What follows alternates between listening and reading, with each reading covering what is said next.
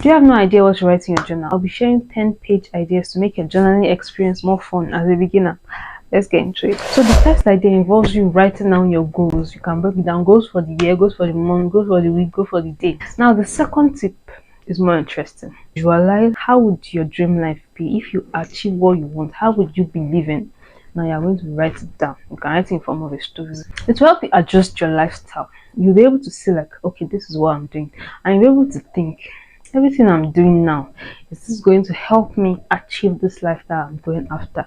Am I making the right decision? Am I presenting myself the way I want to be looked at when I become that? It's also kind of like manifesting.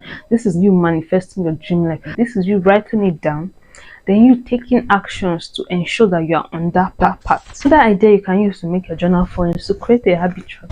This is mine. Mine is not in my journal right now, but you can do yours in your journal and beautify it. So this goes in line with the visualization process. When you visualize your life, there are certain habits you want to be doing then that you're not doing right now. And the best way to do that is to start those habits right now. Is it meditation? Is it journaling? Is it exercising? You want to be fit then, but you're not exercising now. So there are certain things that the reality doesn't match the expectations. So you need to start taking actions that help you achieve that goal. So the next idea is to use your journal to keep track of people's birthday. When you meet people, you write down their birthdays in your journal. I'm currently reading this book, How to Win Friends and Influence People. Because I have no friends and because my life is so boring. But one thing I learned from this book is actually that people are usually so self-centered. People appreciate it so much when you remember something little as their name. When I meet someone for the first time and the person remembers my name, I'm like, oh. It just makes it more interesting. People just like you more when you remember things about them. You know that feeling when you've not talked to someone in a long time and your birthday comes and they wish you a happy birthday. It's always like, oh wow, you remember. So it's just a way to create good connection with people and develop good friendships. For people that have friends. So the next idea is to use your journal to write down your bucket list, all the things you want to do before a certain age. So all the places you want to travel, all the adventures you want to go, just write them down. It's always good.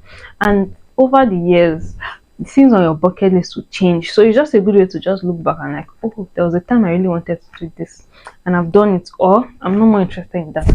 So it's just something interesting to do. The next idea is to use your journal to store your wish list. What are the things you want to buy in future, the things you would love to have in future? And same thing with the bucket list. Things are going to change as time goes on, and you're going to get a lot of things too as time goes on. So when you're looking back, like, oh, there was a time I really wanted this, and now it's just a normal thing. Journal is a good way to store information like that. Next idea is to write a letter to your future self, a letter you would love to read from your younger self.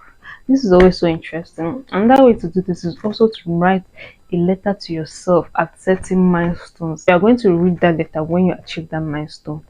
This just helps you to be more appreciative, because normally as humans sometimes we work so much to get something, but when we get that thing we forget the struggles we've been through, we forget the work we've put in. We just start looking forward to the next, we start working towards the next goal. So we don't really take time to pause and really appreciate our journey. So this is a good way to be more reflective and really appreciate the journey at the same time. Another idea is to write down a list of the top lessons you've learned in your life, or the top things that you've regretted in your life, the mistakes you made that you never want to make again. It's just good to have a record of things like that. The next thing is to keep a list of movies you would like to watch, or if you're a book reader like me, write a list of all the books you would like to read. I have my list right here. If you're a book lover, have a list of the books that you must read. You must read books, because if you're a book lover, it's easy to get carried away and just buy tons of books. You just see books and you buy. But if you have a list, it's easy for you to stick to that. You know that these books are priority, and if you're on a budget, that also helps you to not spend too much. Another idea to make good use of your journal is to use it to store your password. There are just so many things that require password these days. Am I the only one feeling that way? So it's a good way to just use your journal to store all those passwords.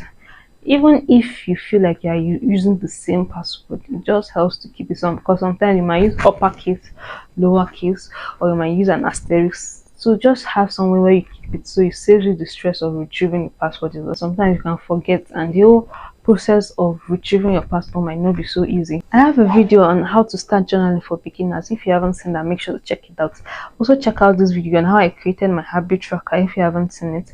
Thank you so much for watching. I'll see you in my next video. Bye.